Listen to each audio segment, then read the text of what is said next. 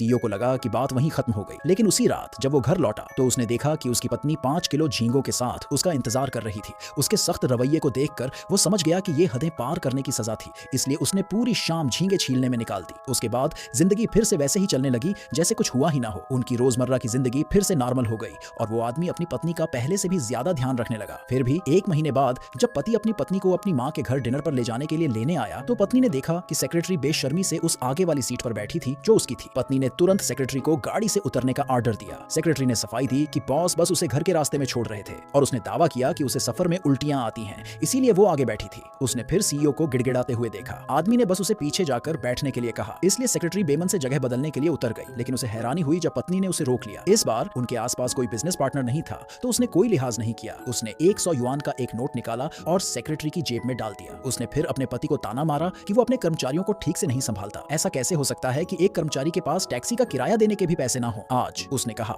वो उसके लिए पैसे दे रही थी। ये कहकर वो आगे वाली सीट पर बैठ गई और गाड़ी वहां से निकल गई, सेक्रेटरी को वहीं खड़ा छोड़कर। सीईओ ने, जिसने ये सब देखा था, अपनी नाराजगी जताई। उसने कहा कि सेक्रेटरी का घर बहुत पास था और उसे रास्ते में छोड़ने में कोई बड़ी बात नहीं थी, लेकिन पत्नी ने बहस करने में अपना समय बर्बाद नहीं किया। उसने शांति से कहा कि उसके आसपास के सभी लोगों को सिर्फ 3 मौके मिलते हैं और ये उसके पति का दूसरा मौका था। हालांकि उस आदमी ने उस समय कुछ नहीं कहा, लेकिन उसका गुस्सा 7वें आसमान पर पहुंच गया। बाद में जब वो डिनर के लिए उसकी मां के घर पहुंचे तो मां को पता चला कि उसके बेटे का हाल ही में अपनी सेक्रेटरी के साथ कुछ चक्कर चल रहा था। उसने तुरंत उस जवान औरत को नौकरी से निकालने का ऑर्डर दे दिया। ये फैसला उस सीईओ के लिए बर्दाश्त से बाहर हो गया।